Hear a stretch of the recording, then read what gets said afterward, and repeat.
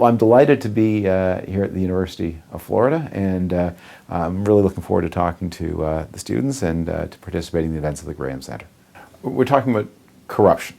I compared the United States to the other major industrial economies, the big seven, or if you like, the big 10. The United States, Germany, Britain, Japan, France, Italy, Canada. If you want to go to 10, that would include Sweden, the Netherlands, and Switzerland. Italy clearly is the most corrupt of that group. This is a chronic problem of Italian politics, and everyone who observes Italian politics, and probably most Italian politicians, would acknowledge it. Most of the others have very clean politics, certainly true of Sweden and Switzerland and the Netherlands. It's not very gratifying to the national vanity to hear this, but American politics are not clean, both in terms of the laws that are broken, corruption that occurs, things that occur that are corrupt that are illegal, and that mostly tends to occur at the state and city level, but things that occur that are legal but are very disturbing. And the jumping off point of my latest riff on this was a big story, a big report in the Washington Post about how members of Congress regularly vote for programs from which they have a direct pecuniary benefit. Now, the law says that a member of Congress can do this so long as other people benefit too.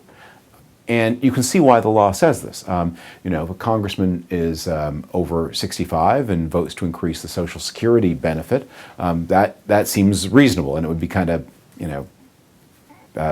unduly persnickety to say you can't vote, that everyone who's over 65 can't vote on Social Security, everybody who lives in a rural area can't vote for farm programs. But what we now see are members voting for very specific investment-oriented things in which they share the benefit with 10 people or 12 people. And finally, there's this haunting fact that whenever we study the stock portfolios of members of Congress, they seem to do about twice as well as the market, year in, year out, and that is very hard to do. I think the evidence of the brokenness I think it would be pretty widely agreed. Before the crisis, the most obvious manifestation is the budget deficit. Budgets measure the ability of society to bring its plans into line with its resources. If you chronically, year after year, have deficits, and deficits in a recession are a good thing, but chronically, year after year, that means you're not harmonizing your means with your ends. And if you consistently fail to do that, your political system has a problem. And the United States has consistently had that problem. In this recession, what we have seen is that the system is remarkably insensitive to the biggest employment crisis since the Great Depression. And there was some action, there's quite strong action on this in 2009 and 2010. But the unemployment crisis hasn't gone away. And yet the discussion of it really has. We have seen now, and you can feel this in Washington, just a complete drying up of the interest. At the end of 2012, one of the tax measures that's going to end is the temporary Social Security relief, 2 points. That's a stimulus of the economy. That's about the most important remaining of the fiscal stimulus programs. And it's going to go, and nobody seems very excited by that, and there aren't a lot of ideas about what to replace it. What do we do? My thinking on this tends to be very different from the usual norm. Most people think that we need more of the same medicine that's making us sick, and I tend to think we need to do the opposite. I tend to think that the problem is there's not enough responsibility in American politics because there's not enough visibility. And my solution is always more centralized authority within the political system. I'd like to see chairmen of committee having more power as compared to members of Congress.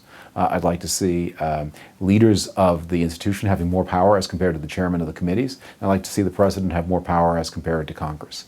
I'm a big believer that the problem with the United States government is, although it's very large, it's not very energetic. It's just not capable of acting decisively.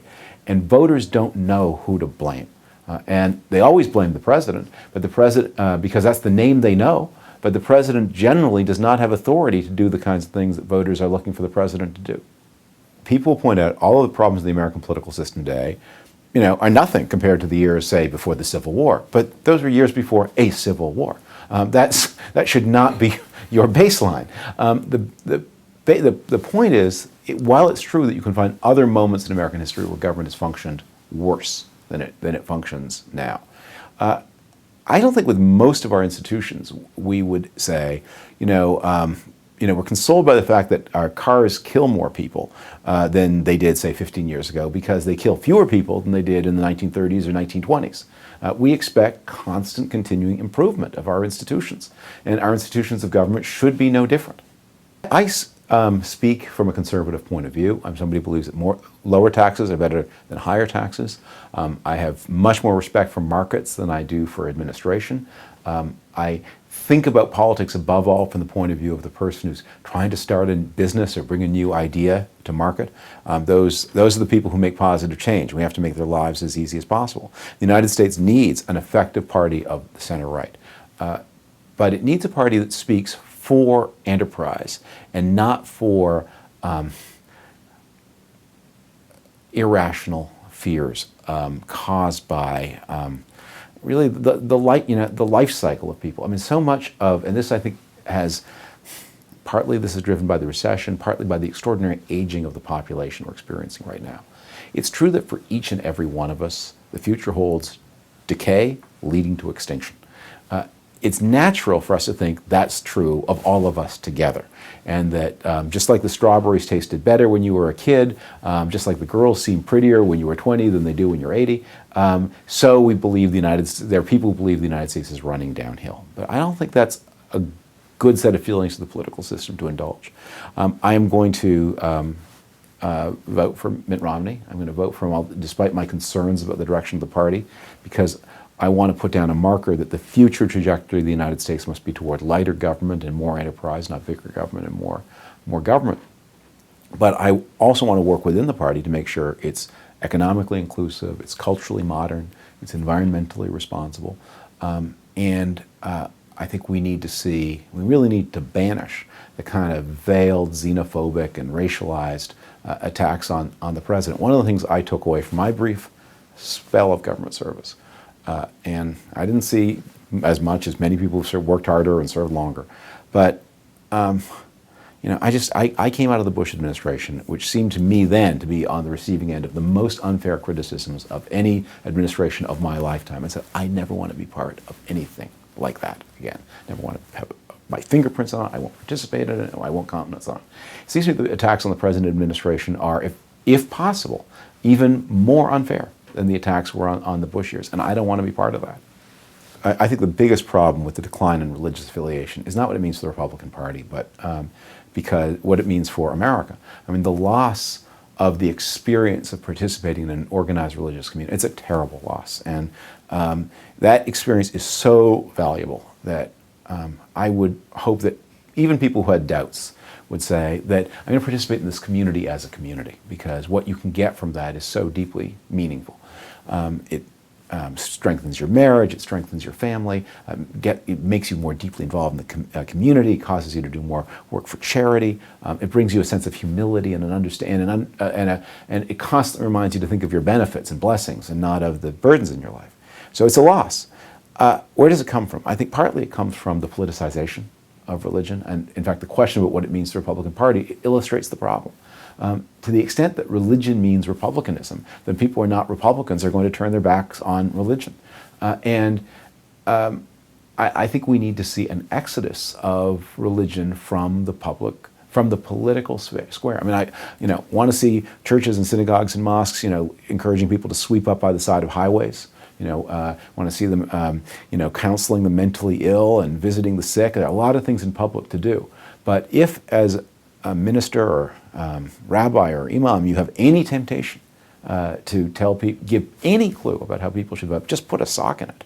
That's just it's destructive. It's utterly destructive. What does it mean for the demographic? All around the world, we have seen parties of the center-right make enormous strides within immigrant communities and within communities of culture. I mean, communities of color. I am originally from Canada. I spent a lot of time involved in Canadian politics, and the Canadian Conservatives, they don't win every group, but those groups that tend to have a lot more self-employed people, have higher levels of education and income, they vote Conservative. People who speak Cantonese at home in Canada vote Conservative by a 2-to-1 margin. People who speak Mandarin are not as conservative as the people who speak Cantonese, but they are also conservative. Sikh and Punjabi, Sikh population is very conservative in Canada, Punjabi rather less. You can make, no party gets 100% of the vote, but you can reach out. But it begins with showing up. It begins with making outreach, and it begins with refraining from insulting people.